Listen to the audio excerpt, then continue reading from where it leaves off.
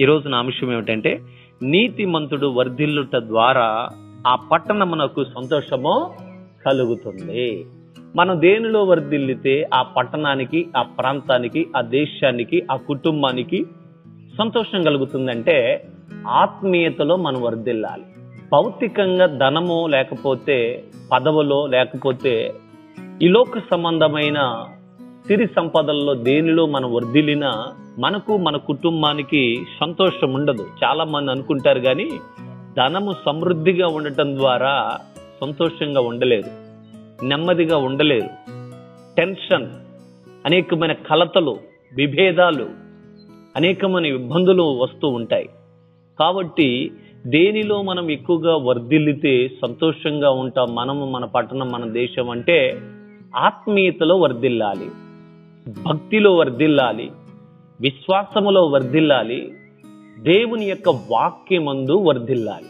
ఇలాగూ మనం వర్ధిల్లినప్పుడు, జ్ఞానమందు మనం వర్ధిల్లినప్పుడు, లేక మన దేశం, మన పట్టణానికి, మన గ్రామానికి, మన కుటుంబానికి, మనం కన్నిన తల్లిదండ్రులకును, ఆత్మీయ తల్లిదండ్రులకును, మన సంఘానికి, మన యొక్క ఇంటికి సంతోషము కలుగుతుంది. కాబట్టి నీతిమంతుడు వర్ధిల్లుట పట్టణానికి సంతోషం ఉన్నాడు. అసలు నీతిమంతులు ఎవరు, మనం ఎలా నీతిమంతులమయ్యామనేది చాలా ప్రాముఖ్యం. సామెతలు 11వ అధ్యాయము 10వ వచనం చూడండి. నీతిమంతులు వర్ధిల్లుట పట్టణమునకు సంతోషకరము, భక్తిహీనులు నశించుట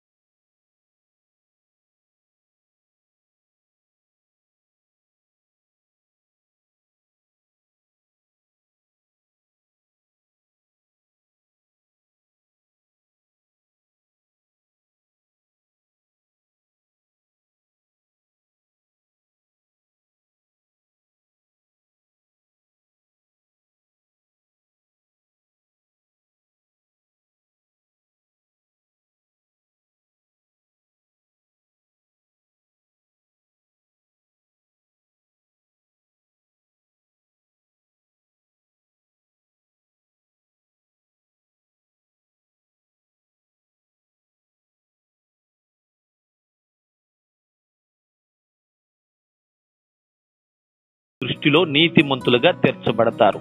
ఎవరైతే క్రీస్తుని నమ్మి బాప్తీసం పొంది క్రీస్తు రక్తంలో కడగబడిన ప్రతివాడు నీతిమంతుడిగా తీర్చబడ్డాడు. రోమీయులకు రాసిన పత్రిక 5వ అధ్యాయము 9వ వచనం. కాబట్టి ఆయన రక్తము వలన ఇప్పుడు నీతిమంతులుగా తీర్చబడ్డాము, మరింత నిశ్చయముగా ఆయన ద్వారా ఉగ్రత నుండి రక్షింపబడుదము అంటున్నాడమ్మా. ఇప్పుడు చూడండి, నీతిమంతుడు వర్ధిల్లుట పట్టణానికి సంతోషం. నీతిమంతులు ఎవరంట? దేవుని ఆజ్ఞలు, కట్టడాలు అనుసరించే వారికి నీతి కలుగుతుంది.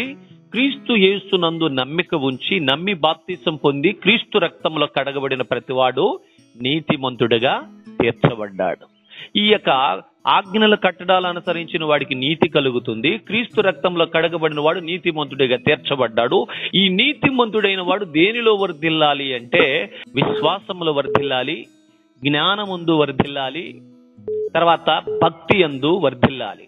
భక్తుడైన సమూయేలు ప్రవక్తను మనం చూసినప్పుడు చిన్నవాడుగా ఉన్నప్పుడే ఆయన దేవుని దయందు, పెద్దల దయందు వర్ధిల్లాడంట. మొట్టమొదటిగా మనం కూడా ముందు దేవుని దయందు వర్ధిల్లాలి.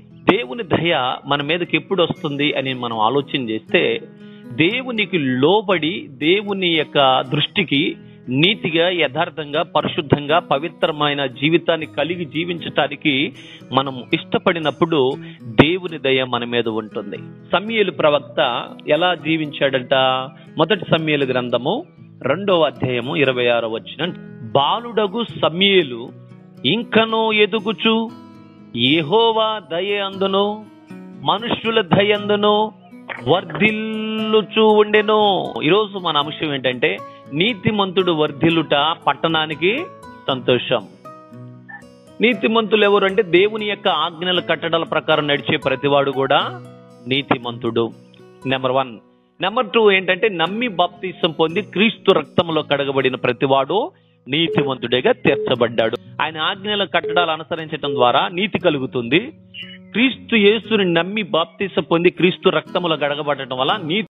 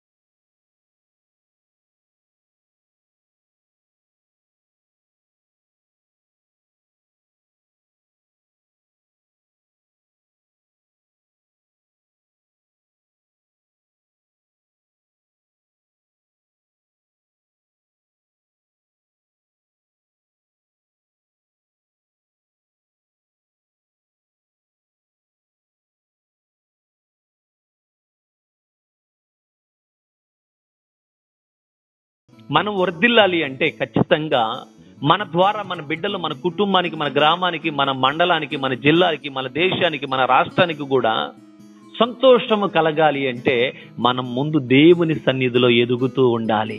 సేవకుని యొక్క మాటలు, దేవుని యొక్క వాక్కు ద్వారా, వాక్యము ద్వారా మనం నడుచుకునేవారుగా ఉంటే మన ద్వారా మన కుటుంబానికి కానీ, మన దేశానికి కానీ, మన గ్రామానికి కానీ, మన పట్టణానికి కానీ మంచి సంతోషము కలుగుతుంది. ప్రేమను బిడ్డలారా, అలాగనే చూస్తే ఇంకొకరు కూడా యేసు ప్రభువారు చిన్న బాలుడుగా ఉన్నప్పుడు కూడా ఆయన కూడా ఎలా ఎదిగాడంట? లూకాసు సువార్త 2:52. ఈరోజు చాలా మందిని చూస్తున్నాం, బిడ్డలు సరైన విధముగా పెంచని తల్లిదండ్రులకు సంతోషం ఉందంటారా? ఆ గ్రామంలో సరైన విధంగా పెరగని ఆ బిడ్డలకు ఆ బజారులో వారికి సంతోషం ఉందంటారా? సరైన విధములో పెరగని బిడ్డలకు ఆ గ్రామానికే మంచి పేరు ఉందంటారా? చెప్పండి. ఒక్కడు చెడిపోతే ఆ గ్రామంలో ఉన్న వారందరూ చెడ్డవాళ్ళు అంటారు. ఒక్కడు ఆ బజారును చెడ్డవారు ఉంటే ఆ బజార్ అంతా చెడ్డదంటారు. అమ్మా, ఒక్కడు ఇంట్లో చెడ్డవాడుంటే ఆ ఇంటి మొత్తాన్ని చెడ్డవాడిగా లెక్క కడతారు. అందుకని నీతిమంతుడు వర్ధిల్లుట పట్టణానికే సంతోషకరము. సమూయేలు దేవుని సన్నిధిలో ఉండటం ద్వారా, దేవుని సన్నిధికి వెళ్ళటం ద్వారా, సేవకుని దగ్గర ఉండటం ద్వారా, సేవకుని మాటలు వినటం ద్వారా దేవుని దయందు, పెద్దల దయందు, మనుషుల దయందు వర్ధిల్లాడు. యేసు ప్రభువారు కూడా అలాగనే వర్ధిల్లాడు భూమి మీద శరీరధారిగా చిన్న బాలుడుగా ఉన్నప్పుడు. లూకాసు సువార్త మీరు చూడండి, 2:52.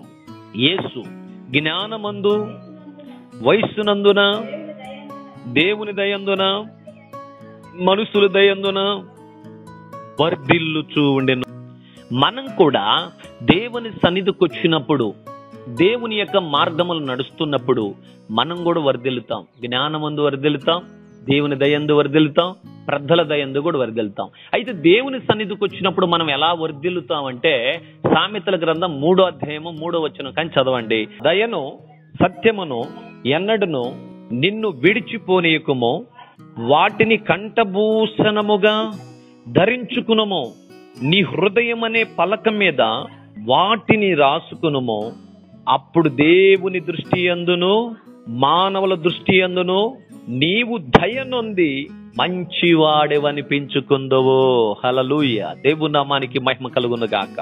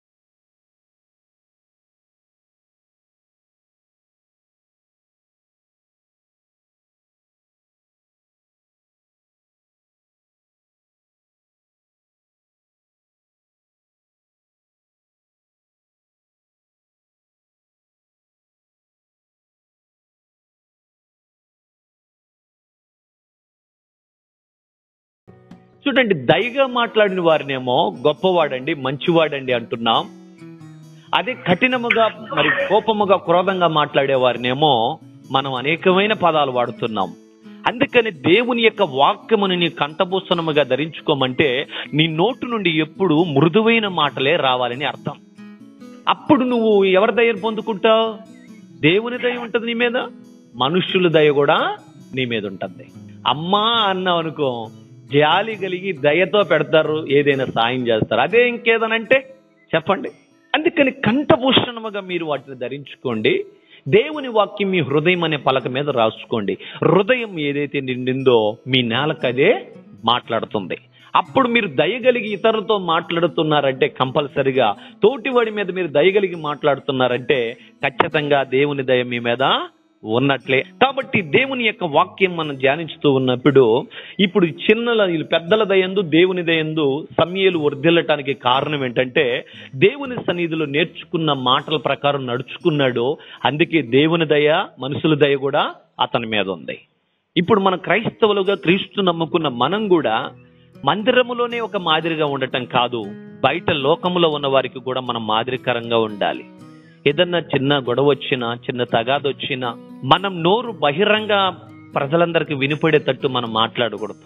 నువ్వు చర్చికి వెళ్తున్నావు కదా, నువ్వు ప్రార్థనకి వెళ్తున్నావు కదా, నీలో మార్పు ఏముంది అని చెప్పేసి హేళనగా అవహేళనగా దేవుడు బిడ్డలను దూషించేటట్టుగా, దేవుని నామానికి దుషింపు కలిగేటట్టుగా ఉండక, అందుకే ఎల్లప్పుడూ నీవు బంగారం మెళ్ళ పెట్టుకుంటే అబ్బా ఎంత అందంగా ఉందో, ఈమె ఎంత సౌందర్యంగా ఉందో అని అన్నారో, నీ మాటలను బట్టి కూడా ఈమె ఎంత సౌందర్యంగా, ఎంత దయగా ఉందో, ఎంత ప్రేమగా ఉందో, ఎంత కనికరంగా ఉందో అని నిన్ను కూడా ఒక బంగారం నువ్వు కంఠభూషణగా ధరించుకున్నప్పుడు నేను ఎంత పొగిడారో, నీ మాటలు వస్తున్నప్పుడు కూడా నేను మాటలను బట్టి కూడా అంత పొగడాలి జనాలు. హల్లెలూయా. దేవుని నామానికి మహిమ కలుగును గాక. అది తెలియచేస్తున్నాడు. సమూయేలు చిన్నతనము నుండి దేవుని మందిరములో ఎదిగాడు గనుక పెద్దల దయందు దేవుని దయందు వర్ధిల్లాడు. మనం కూడా మన జీవితంలో పెద్దల దయందు దేవుని దయందు మనం వర్ధిల్లాలి అంటే దేవుని యొక్క సేవకులు చెప్పే మాటల ప్రకారం నడుచుకుంటే సమూయేలు ప్రవక్త వలె మనం కూడా వర్ధిల్లుతాం. ఆ బిడ్డ దేవుని మందిరములో వర్ధిల్లబట్టే ఆ యొక్క తల్లిదండ్రులకు సంతోషం వచ్చింది. అదే బిడ్డ దేవుని సన్నిధిలో వర్ధిల్లకపోతే తల్లిదండ్రులకు సంతోషం ఉంటుందా? చెప్పాలి. ఆ గ్రామానికి సంతోషం ఉంటుందా? ఆ బజారు వారికి సంతోషం ఉంటుందా? ఒక్కసారి మీరు ఆలోచించాలని దేవుని పేరట. అందుకే నీతిమంతుడు వర్ధిల్లుట ఆ పట్టణానికి సంతోషకరమో. ఇంకొక మాటను మీకు తెలియజేయాలని ఆశపడుతూ ఉన్నాను. యాకోబు గారు రాసిన పత్రిక 1వ అధ్యాయము 5వ వచనం, మీలో ఎవనికైనను జ్ఞానము కొదువుగా ఉండిన ఎడల అతడు దేవుణ్ణి అడగవలెను, అప్పుడది అతనికి అనుగ్రహింపబడును. ఆయన ఎవరిని గద్దింపక అందరికి ధారాళముగా దయచేయవాడు. గుర్తుపెట్టుకునే మాట, యేసు ప్రభువారే జ్ఞానమందు, వైశ్యందు, పెద్దల దయందు, దేవుని దయందు వర్ధిల్లాడు. మనము జ్ఞానములో వర్ధిల్లాలి. చాలా మంది జ్ఞానములో వర్ధిల్లాలి, జ్ఞానం లేకుండా వారు ప్రవర్తిస్తూ ఉంటారు. ఎన్నాళ్ళున్న వారికి జ్ఞానం అనేది అభివృద్ధి చెందదు. నిజంగా మీకు ఒక విషయం తెలుసా? దేవుని యందు భయభక్తులు కలిగి ఉండటమే జ్ఞానమునకు మూలం. దేవుని యందు భయభక్తులు కలిగిన వారు ఏ కార్యమును చేయటానికి ముందుకు వెళ్ళరు. చెడు కార్యమును చేయటానికి, చెడుగా మాట్లాడటానికి కానీ, చెడు తలంపులు కలిగి ఉండటానికి కానీ. ఇప్పుడు అలాంటి వారిని ఏమంటాం చెప్పండి? దేవుని యందు భయభక్తులు కలిగిన వాడు జ్ఞానమునకు మూలం. జ్ఞానములో వర్ధిల్లాలి, జ్ఞానమును వృద్ధి చేయాలి. అంటే జ్ఞానము ద్వారా మనం అభివృద్ధి చెందాలి. అంటే ఇక్కడ ప్రభు తెలియజేస్తున్నాడు ఒక మాట. సామెతల గ్రంథం 2వ అధ్యాయము 6వ వచనంలో ప్రభు తెలియజేస్తున్న మాటను మనం జాగ్రత్తగా గమనిద్దాం.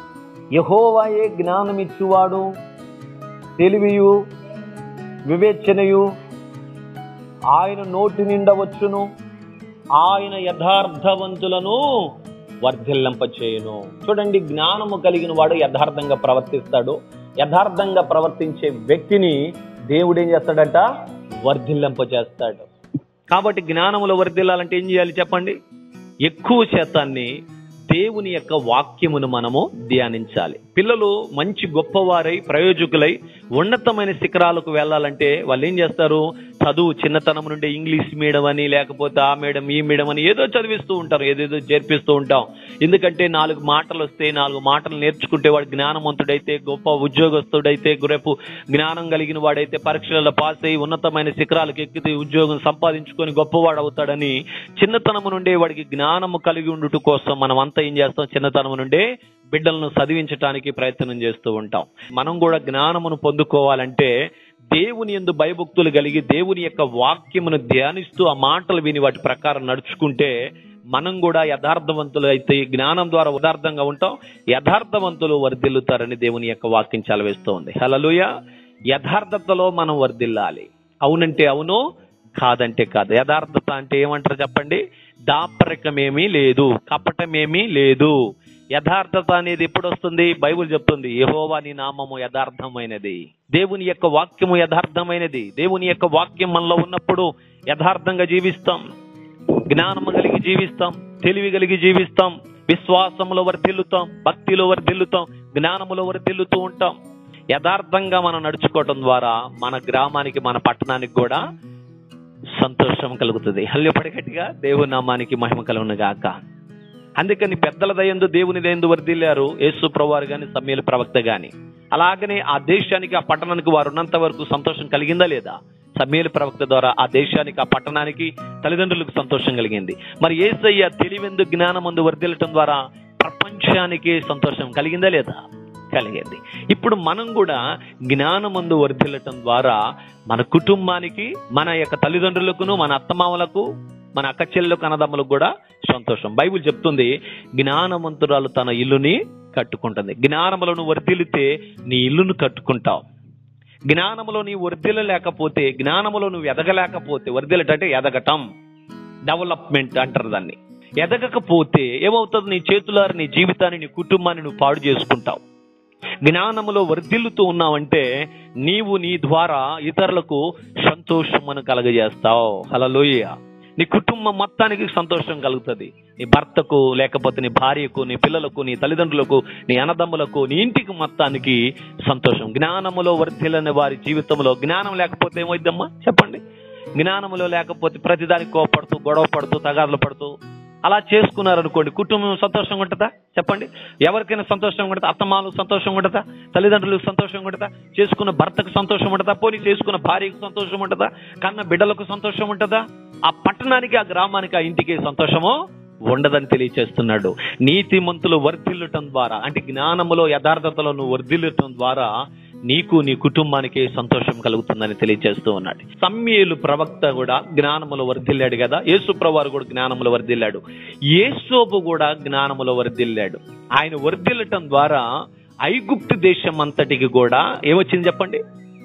సంతోషము కలిగింది. నీతిమంతుడు వర్ధిల్లటం ద్వారా ఆ పట్టణానికి సంతోషం.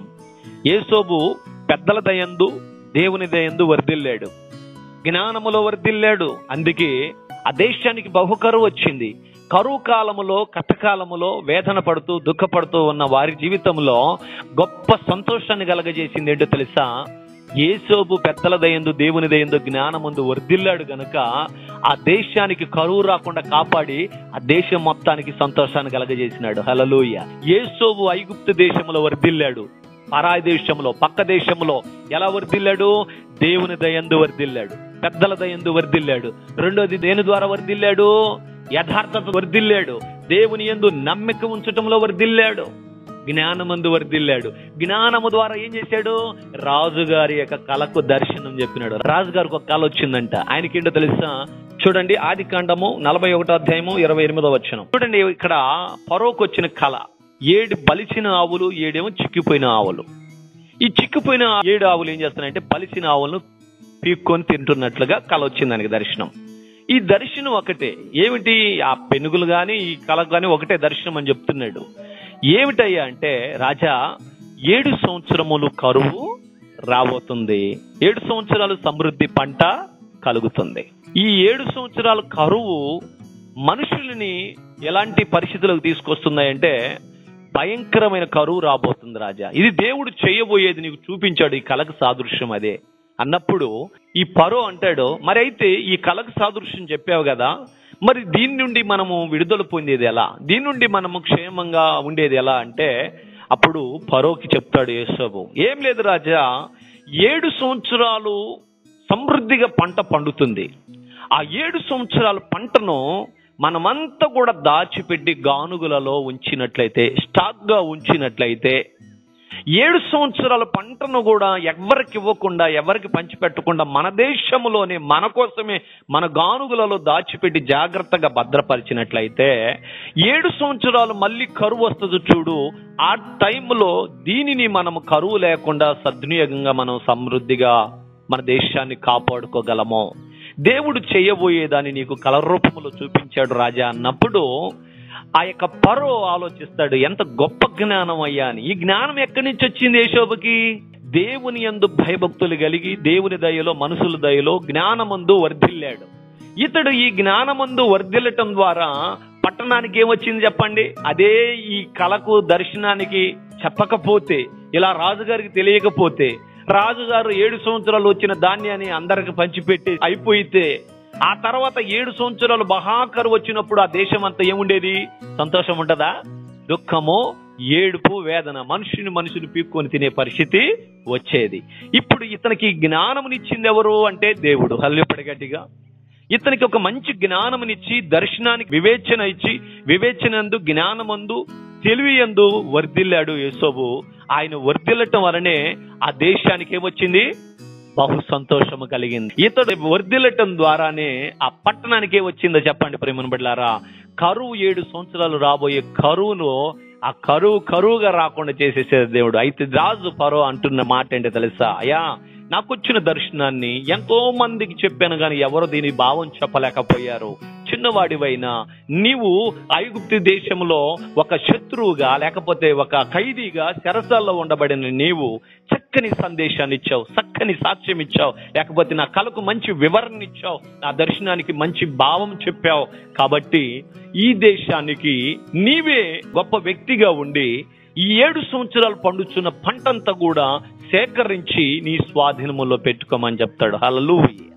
రాజుగారితో చెప్తాడు యేసోబు, అయ్యా ఏం లేదు రాజా, మరి 7 సంవత్సరాలు కరువు వస్తుంది, 7 సంవత్సరాలు పంట వస్తుంది, మరి దీన్ని మనం జయించేది ఏమిటాయి అంటే 7 సంవత్సరాల పంట అంతా సేకరించి ఒకసారి దాచిపెట్టు. 7 సంవత్సరాలు కరువు వస్తుంది కాబట్టి ఆ కరువులో దీన్ని వాడు సమృద్ధిగా, అప్పుడు దేశం అంతా కూడా సంతోషంగా ఉంటుంది. ఇప్పుడు మరి ఎవరైనా తెలివి గలవాడిని, జ్ఞానం గలవాడిని ఎన్నుకొని ఆహారం అంతా జాగ్రత్తగా దాచిపెట్టండి రాజా అంటే ఇంకెవరున్నారు నాయన? నీకంటే తెలివి గలవాడు ఎవరు? నీకంటే జ్ఞానవంతుడు ఎవరు? ఎవరి దయ పొందుకున్నాడు ముందు? దేవుని దయ. ఇప్పుడు ఎవరి దయ పొందుకుంటున్నాడు? రాజు దయ, మనుషుల దయ. గుర్తుపెట్టుకోండి, మనం దేవుని యందు భయభక్తులు కలిగి దేవుని మాటల ప్రకారం నడుచుకుంటే దేవుని దయ పొందుకుంటాం, మనుషుల దయను కూడా పొందుకుంటాం. ఇప్పుడు ఈయన ఎవరు? చెరసాలలో ఉన్న ఖైదీ. ఇప్పుడు రాజుగారు ఏమంటున్నాడు? చెప్పావుగా కల, ఇంక పో, ఎవరినైనా ఒక నియమించుకుంటాను, నువ్వు చెరసాలకు వెళ్ళు, ఎవరక్కడ ఈయన తీసుకెళ్లి చెరసాల ఏమన్నాడా? అంటలా ఏమంటున్నాడు తెలుసా? దేవుని దయ పొందుకున్నాడు, ఇప్పుడు మనిషి దయ కూడా పొందుకోబోతున్నాడు. ఏమంటున్నాడు తెలుసా? ఇంకెవరో ఎందుకు, నీవే ఈ రాజ్యానికి అధికారిగా ఉండి, అధిపతిగా ఉండి, ప్రధానిగా ఉండి, నా సింహాసనము నేను తప్ప అన్నిటి మీద నీకు అధికారం ఇస్తున్నాను అని వెంటనే ఉంగరం తీసేశాడు, చేతికి దొడిగాడు. ఎవరైనా నీ మాట కాదంటానికి లేదు. నేను, నా భార్య, నా సింహాసనం తప్ప అన్నిటి మీద నీకు అధికారం ఇస్తున్నాను అన్నాడు. హల్లెపడి గట్టిగా. చూసారా ఎంత గొప్ప విషయం తెలుసా? అతడు నీతిమంతుడిగా ఉండబట్టి, దేవుని యందు, జ్ఞానమందు, తెలివెందు, వివేచన యందు వర్ధిల్లాడు కాబట్టి ఆ పట్టణానికి సంతోషం వచ్చింది. మీకు ఒక విషయం తెలుసా? అలా తల్లిదండ్రులకు, కుటుంబానికి కూడా సంతోషం వచ్చింది. హల్లెపడి గట్టిగా. ఆదికాండము 39:2 చెప్తాడు ఈ మాట. యెహోవా యోసేపుకు తోడై ఉండెను గనుక అతడు వర్ధిల్లుచు తన యజమానుడగు ఐగుప్తిని ఇంట నుండెను. యెహోవా అతనికి తోడై ఉండెననియు అతను చేసినదంతయు అతని చేతిలో సఫలము చేసిననియు అతని యజమానుడు చూచినప్పుడు యోసేపు మీద అతనికి కటాక్షము కలిగెను. కటాక్షము అంటే దయ కలిగెను. మనము దేవుని దయందు వర్ధిల్లుతూ ఉన్నప్పుడు మనుషుల దయందు కూడా వర్ధిల్లుతాం. దేవుని దయ, మనుషుల దయ మన మీదకి రావాలి అంటే ఖచ్చితంగా మనం దేవుని సన్నిధిలో, సేవకుని దగ్గర ముందు మనం ఏం చేయాలి? ఆ మాటలు విని వాటి ప్రకారం నడుచుకోవాలి. సమూయేలు ప్రవక్త దేవుని సన్నిధిలో సేవకునికి లోబడి దేవుని యందు, మనుషుల దయందు వర్ధిల్లేటట్టు జ్ఞానమందు, వయసందు వర్ధిల్లాడు. అలాగనే మనము కూడా దేవుని మందిరానికి వస్తూ దేవుని వాక్యాన్ని విని ఆ వాక్యానుసారంగా మనం నడుచుకుంటే నీవు దేవుని దయందు, మనుషుల దయందు వర్ధిల్లుతావు. నీతిమంతుడు వర్ధిల్లుట నీ పట్టణానికి, నీ గ్రామానికి, నీ ఇంటికి, నీ యజమానుడికి, నీ యజమానురాలకి, ఇంట్లో ఉన్న ప్రతి ఒక్కరికి కూడా సంతోషం కలిగజేసే వ్యక్తి అవుతావు. నిజంగా మీకు ఒక విషయం తెలుసా? అదే యోసేపు జ్ఞానమందు వర్ధిల్లకపోయి జ్ఞానము లేనివాడుగా ఉండుంటే చెరసాలలోనే చనిపోయేవాడు. చెరసాలలో అతను చనిపోయిందే గాక ఐగుప్తీలందరూ కూడా కరువుతో చనిపోయి ఉండేవారు. ఆ రాజ్యంలో దుఃఖము కలిగేది. దేవుని యందు, మనుషుల దయందు, జ్ఞానమందు వర్ధిల్లాడు కాబట్టి ఆ వివేచన, ఆ యొక్క కలకు స్వభావముగా ఆయన తెలియచేసిన మాటల ప్రకారము ఆ దేశమును కరువు రాకుండా కాపాడాడు. ఆ పట్టణానికి ఏమైంది అంటే సంతోషము కలిగింది. అన్ని దేశాల్లో, అనేక ప్రాంతాలలో కరువు వచ్చి అల్లాడిపోతూ దుఃఖముతో, వేదనతో ఉంటే మాత్రం ఐగుప్తు దేశం మాత్రం సంతోషంగా ఉంది, సమృద్ధిగా ఉంది. పిల్లలు, భార్య, పిల్లలు, కుటుంబం అంతా సమృద్ధైన ఆహారంతో సంతోషంగా ఉన్నారు. ఆ పట్టణం, ఆ దేశం, ఐగుప్తు దేశం అంతా కూడా సంతోషంగా ఉండటానికి కారణం ఎవరో తెలుసా? ఒక నీతిమంతుడు వర్ధిల్లటం ద్వారా ఆ పట్టణానికి సంతోషం కలిగింది. హల్లెపడి గట్టిగా. ఆ దేశం అంతా సంతోషంగా ఉండటానికి కారణం ఎవరంట? ఒక నీతిమంతుడు వర్ధిల్లటం ద్వారా ఆ పట్టణానికి సంతోషం కలిగింది. ఆ నీతిమంతుడు ఎవరయ్య అంటే యోసేపు. దేని ద్వారా వర్ధిల్లాడంటే పెద్దల దయందు, దేవుని దయందు, జ్ఞానము, దేవుని యొక్క వాక్యము ద్వారా వర్ధిల్లాడు కాబట్టి అతను వెళ్ళిన ఆ ప్రాంతములో, ఆ దేశము, ఆ ప్రాంతం అంతా కూడా సంతోషంగా ఉన్నారు. ఒక్కడి ద్వారా ఆ దేశమంతా సంతోషంగా ఉన్నారు. ఇప్పుడు నేను అడిగే ప్రశ్న ఒకటే, నీ ద్వారా నువ్వు నీతిమంతుడిగా, నీతిమంతురాలుగా, క్రీస్తు రక్తములో కడగబడిన నీవు భక్తిలోను, దేవుని ప్రేమలోను, విశ్వాసములోను, జ్ఞానములోను నువ్వు వర్ధిల్లుతూ ఉన్నట్లయితే నువ్వు దేశం మొత్తానికి సంతోషం కలగపోయినా పర్లేదు, కానీ నీకు, నీ ఇంటికి, నీ విరుగు పొరుగు వారికి సంతోషమును కలగజేసే వ్యక్తిగా ఉండాలని దేవుని పేరిట మనవి చేస్తూ ఉన్నాను. హల్లెలూయా. నేను కనిన తల్లిదండ్రులకు సంతోషం ఉండాలి. నేను చేసుకుని నీ భర్త, లేకపోతే నీ భార్యకు, లేకపోతే నీ కుటుంబానికి, నీ అత్తమామలకు, నీ తల్లిదండ్రులకు నీ ద్వారా నువ్వు దేవుని మందిరానికి వచ్చి ఎదుగుతున్న విధానాన్ని బట్టి, పెద్దల దయందు, దేవుని దయందు వర్ధిల్లుతున్న విధానాన్ని బట్టి, జ్ఞానమును బట్టి వర్ధిల్లుతున్న విధానాన్ని బట్టి నీ ద్వారా నీ కుటుంబానికి, నీ బంధువులకు, నీ స్నేహితులకు సంతోషం కలగాలి.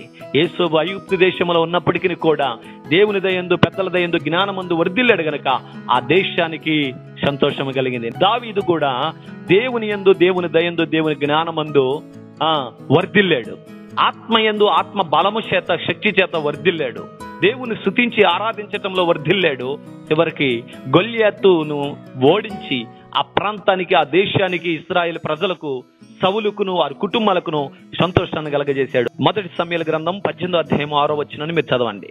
వారు వర్ధిల్లటం ద్వారా ఆ దేశాలకు ఎంత సంతోషం కలిగిందో, మరి మనం కూడా దేవుని యందు కడగబడి దేవుని మందిరానికి వెళ్తూ దేవుని వాక్యాన్ని వింటూ, మరి మనం కూడా మన ద్వారా కూడా మన కుటుంబాలకు సంతోషం కలిగించే వ్యక్తులుగా ఉంటున్నామా లేదా ఈ రోజు మనం పరీక్షించుకోవాలి. మొదటి సమూయేలు గ్రంథం 18వ అధ్యాయము 6వ వచనం.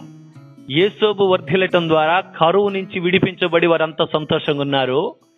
దావీదు ఆత్మయందు వర్ధిల్లటం ద్వారా శత్రువైన గొల్యాతిని హతమార్చి రావటం ద్వారా ఇశ్రాయేలు ప్రజలు, అక్కడున్న వారు, రాజు యొక్క బిడ్డలంతా కూడా సంతోషంగా నాట్యమాడుతున్నారంట. మీకు ఒకటి తెలుసా? గొల్యాతు వచ్చి ఆ దేశం మీద పడి అందరిని హతమారుస్తానని సవాలు విసురుతుంటే రాజుతో సహా ఇశ్రాయేలు ప్రజలు గడగడ వణుకుతూ, శత్రువుకు భయముతో గడగడ వణుకుతూ బయటికి రాలేని పరిస్థితిలో ఉన్నారు. ఒక రకంగా చెప్పాలంటే మనకు కరోనా వ్యాధి వచ్చి మనం అందరు ఇళ్లలో ఉండి నెమ్మది లేక, ఏ పని చేసుకోలేక, స్వతంత్రంగా ఉండలేక, ఆడలేక, పాడలేక, తినలేక, బయటికి రాలేక ఎలా భయపడుతున్నామో గొల్యాతును చూసి ఆనాడు ఇశ్రాయేలు ప్రజలు కూడా అలాగ భయపడ్డారు. అయితే ఆ గొల్యాతును జయించడానికి ఎవరు వెళ్ళారు? దావీదు అయిన బాలుడు వెళ్ళాడు. ఇతను ఎవరు? దేవుని యందు భయభక్తులు కలిగి దేవుని దయందు, పెద్దల దయందు, జ్ఞానమందు వర్ధిల్లుచున్న వ్యక్తి. ఇతను వెళ్ళి ఏం చేశాడు తెలుసా? 6 ముళ్ళ జానుడైన శత్రువును తనకు ఉన్న జ్ఞానము చేత ఒడిశలో 5 రాళ్ళు మాత్రమే తీసుకుని వెళ్ళాడని. ఆ 5 రాళ్ళు తీసుకెళ్లి ఎక్కడికి తీసుకెళ్లాడో? ఒడిశలో ఉన్న రాయి తీసుకున్నాడు. ఈ శత్రువు అయిన 6 ముళ్ళ జానుడైన గొల్యాతు అంటున్నాడు, ఒరే చిన్న పిల్లగాడురా, నువ్వు వెళ్ళు, లేకపోతే నిన్ను ఇప్పుడే చంపి నీ శరీరము కాకులకు గద్దలకు వేస్తాను రా అంటున్నాడు. అంటే మనోడేమో 6 ముళ్ళ జానుడు, మనోడు ఎలాగ పడుతున్నాడు ఆయన కళ్ళకి? చిన్న పిల్లగాడుగా, లేకపోతే ఒక సీమలాగా కనపడుతున్నాడు. ఆ యొక్క ఫిలిస్తీయుడైన గొల్యాతు అంటున్న మాట ఏంటో తెలుసు? ఎరా, నేను ఎలా కనపడుతున్నాను? జానడు లేవు, నా మీదకి యుద్ధానికి వచ్చావా, నన్ను జయించడానికి వచ్చావా అని మాట్లాడుతున్నాడు. అప్పుడు దావీదు అంటున్నాడు ఒక మాట, అతనుకున్న బలం ఏంటో తెలుసా అండి? అతనుకున్న శక్తి ఏంటో తెలుసా? శరీరము బలహీనమే, ఆత్మ సిద్ధము కలిగి ఉన్నది. అతడు శరీరపరంగా బలహీనుడే కానీ ఆత్మయందు వర్ధిల్లి ఉన్నాడు. గట్టిగా చప్పట్లో, ఆత్మయందు వర్ధిల్లాడు. ఇప్పుడు మనము యోసేపు జ్ఞానమందు వర్ధిల్లితే, ఈయన ఆత్మయందు వర్ధిల్లాడు. దావీదు ఆత్మయందు వర్ధిల్లాడు. ఆత్మయందు ఎలా వర్ధిల్లాడంటే, ఆయన కూర్చున్నా, లేచినా, పండుకున్నా, త్రోవన వెళుతున్నా ఆత్మతో దేవుణ్ణి ఆరాధించేవాడు, స్తుతించి గణపరిచేవాడు. గుర్తుపెట్టుకోండి, ఆత్మలో వర్ధిల్లటం ఇది. గట్టిగా చప్పలు కూడా దేవుని నామాన్ని మహిమపరచండి. మనం కూడా వర్ధిల్లాలి. ఆత్మలో వర్ధిల్లటం అంటే నువ్వు కూర్చున్నా, లేచినా ఎప్పుడు దేవుని స్తుతిస్తూ, గణపరుస్తూ, మహిమపరుస్తూ ఉన్నట్లయితే నీవు ఆత్మయందు వర్ధిల్లుతున్నావు. నువ్వు ఆత్మయందు వర్ధిల్లుతున్నావంటే నీ ద్వారా ఆ దేశానికి సంతోషం కలుగుతుంది. ఎప్పుడైతే ఆత్మనందు వర్ధిల్లాడో, సూటిగా గురి చూసి ఒడిశలో రాయి పెట్టి గొల్యాతును కొడితే సూటిగా వెళ్ళి ఆ రాయి నొసటిన పడే వారికి కుప్ప కూలిపోయి పడిపోయాడు గొల్యాతు. ఎప్పుడైతే కుప్ప కూలిపోయి పడ్డాడో వెంటనే అతను వరలో ఉన్న కత్తిని తీసేశాడు, మెడకాయ కోసుకున్నాడు, పట్టుకున్నాడు. బాలుడైన దావీదు వస్తూ ఉన్నాడు. దావీదు నీతిమంతుడైన వ్యక్తి వర్ధిల్లటం ద్వారా ఆ పట్టణానికి సంతోషం కలిగింది. దావీదు ఆత్మలో వర్ధిల్లాడు. ఆ శత్రువుని జయించి రాగానే ఆ దేశానికి సంతోషం కలిగింది. బాలుడైన సమూయేలు దేవుని సన్నిధిలో వర్ధిల్లాడు. ఆ దేశానికి, ఆ తల్లికి, ఆ తల్లిదండ్రులకు సంతోషం కలిగింది. ఈ రోజు నేను ఒక ప్రశ్న వేస్తున్నాను. మీరు కూడా దేవుని మందిరంలోకి వస్తూ దేవుని వాక్యం వింటూ నీతిమంతులుగా కడగబడి కడగబడిన మీరు దేనిలో వర్ధిల్లుతున్నారు? జాగ్రత్తగా గమనించండి. కొంతమంది పాపములో వర్ధిల్లుతున్నారు, కొంతమంది బూతు మాటల్లో వర్ధిల్లుతున్నారు, కొంతమంది చెడు కార్యములు చేయటములో వర్ధిల్లుతున్నారు, కొంతమంది చెడు సంపాదించుకునే దాంట్లో వర్ధిల్లుతున్నారు, కొంతమంది అక్రమంగా ధనమును సంపాదించుకునే దాంట్లో వర్ధిల్లుతున్నారు. మనం అలా కాదు. దేవుని యందు జ్ఞానములో వర్ధిల్లుదాం, దేవుని యందు విశ్వాసములో వర్ధిల్లుదాం, దేవుని యందు ఆత్మలో వర్ధిల్లాలని మీ అందరికీ మనవి చేస్తున్నాను. కాబట్టి నీతిమంతుడు వర్ధిల్లుట పట్టణానికి సంతోషకరము. ఇప్పుడు దావీదు ద్వారా ఆ పట్టణానికి సంతోషం వచ్చిందా? ఆత్మలో వర్ధిల్లటం ద్వారా. యోసేపు జ్ఞానమందు వర్ధిల్లటం ద్వారా ఆ పట్టణానికి సంతోషం వచ్చిందా? సమూయేలు దేవుని సన్నిధిలో వాక్యం విని చిన్నతనం నుండి పెద్దల దయందు దేవుని దయందు వర్ధిల్లటం ద్వారా ఏమొచ్చింది? సంతోషం వచ్చింది. యేసయ్య జ్ఞానమందు, వయస్యందు, తెలివియందు వర్ధిల్లటం ద్వారా ప్రపంచమంతానికి సంతోషం వచ్చింది. వచ్చిందా రాలేదా? ప్రపంచానికి యేసయ్య వర్ధిల్లటం ద్వారా వచ్చిందా లేదా? అలాగున ఆయన వర్ధిల్లటం ద్వారా మనందరికి సంతోషం వచ్చినట్లే మీరు కూడా దేవుని యందు వర్ధిల్లటం ద్వారా మీ కుటుంబాలకును, మీ తల్లిదండ్రులకును, మీ అన్నదమ్ములు, మీ అక్క చెల్లెలకు, మీ అందరికీ కూడా సంతోషం కలుగుతుంది. మనం ఎప్పుడైతే ఆత్మలో, వాక్యములో, ఆరాధనలో వర్ధిల్లుతున్నామో మనం ఇరుగు పొరుగు వారికి సంతోషం కలుగుతుంది. మనం ఎప్పుడైతే పాపములో వర్ధిల్లుతున్నామో ఇతరులకు దుఃఖము, బాధ, వేదన కలుగుతుంది. కాబట్టి నీతిమంతుడైన వాడు వర్ధిల్లటం ద్వారా ఆ పట్టణానికి సంతోషం. హల్లెలూయా. మనం విశ్వాసంలో వర్ధిల్లాలి, భక్తిలో వర్ధిల్లాలి, ఆత్మలో వర్ధిల్లాలి, జ్ఞానములో కూడా వర్ధిల్లాలి. అలాగూ వర్ధిల్లిన వారంతా కూడా దీవించబడ్డారు. ఈ కొద్ది మాటలు ప్రభు దీవించునుగాక. ఆమేన్. ప్రార్థన చేసుకుందాం. పరిశుద్ధుడా, మమ్మల్ని మిక్కిలిగా ప్రేమించిన మా పరలోకపు తండ్రి, నీ బంగారు పాదాలకు 1000 కోట్ల వందనాలు, స్తుతులు చెల్లిస్తూ ఉన్నాము తండ్రి. నీతిమంతుడు వర్ధిల్లుట పట్టణమునకు సంతోషకరము అనే అంశము ద్వారా మా అందరితో సూటిగా మాట్లాడాం. నిజమే తండ్రి. సమూయేలు నీ సన్నిధిలో ఎదిగాడు, నీ సన్నిధిలో ఉంచబడ్డాడు. అందుకే పెద్దల దయందు నీ దయందు వర్ధిల్లాడని మేము చూసుకుంటున్నాం. యేసయ్య, మీరు ఈ లోకానికి వచ్చినప్పుడు జ్ఞానమందు, వయసందు, పెద్దల దయందు, దేవుని దయందు మీరు వర్ధిల్లారని మేము చూసుకుంటూ ఉన్నాం. యేసోబునైనా తను ఉన్న యజమానుడి దగ్గర దేవునికి తోడై ఉండి దేవుని దయవందు, మనుషుల దయందు వర్ధిల్లాడని ఆ పట్టణానికి అతను వర్ధిల్లటం ద్వారా ఆ పట్టణానికి గొప్ప సంతోషం వచ్చిందని నేను చూస్తూ ఉన్నాం.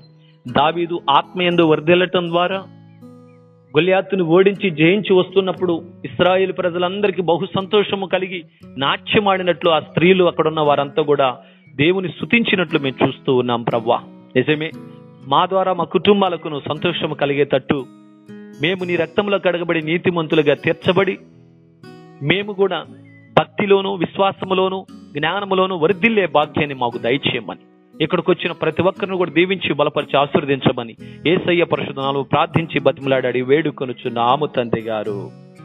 ఆమేన్. ఆమేన్.